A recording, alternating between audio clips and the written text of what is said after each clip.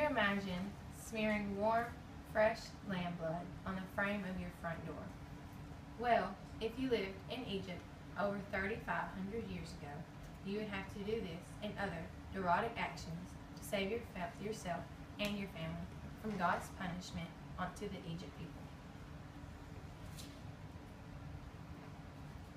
With this speech, I will inform my audience of the traditions and the significance of the holiest Jewish feast, the Passover.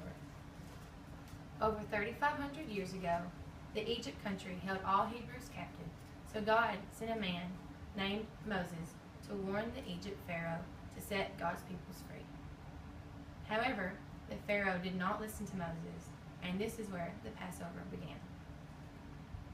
The Passover is a series of 10 plagues that God sent on Egypt to punish the Pharaoh for keeping his people captive.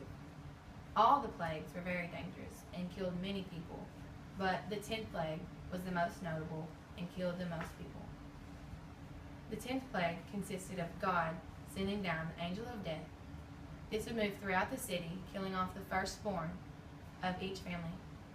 However, God told his people that if they would sacrifice a perfect white lamb and smear its blood around the door frame of their front door, it would spare the lives of the firstborn and pass over that family. The Passover, or Pesach in Hebrew language, is a 7-day feast that begins on the 15th day of the Hebrew month Nisan. The Passover is also the first holy feast on the Jewish calendar, and it is the oldest consecutively celebrated religious holiday in the world. The Passover feast involves many traditions that we celebrate today.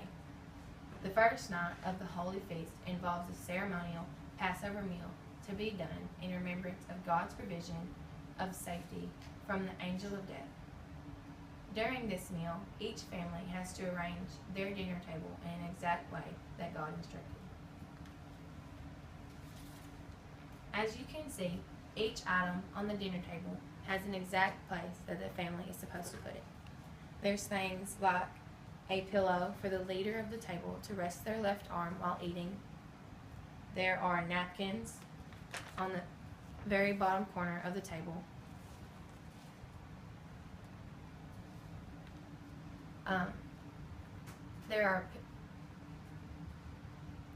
They have a place for their drink, silverware, and napkins as well.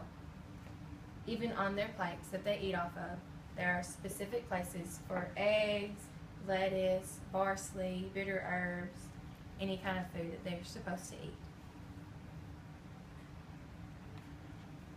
If you live in a traditional Hebrew family these days, they still sacrifice a white lamb in remembrance of the blood that spared the Hebrews in Egypt. Present-day Christians and past Christians and future Christians that read the Bible find in Leviticus 23 that Jesus Christ was the fulfillment of the Passover holiday.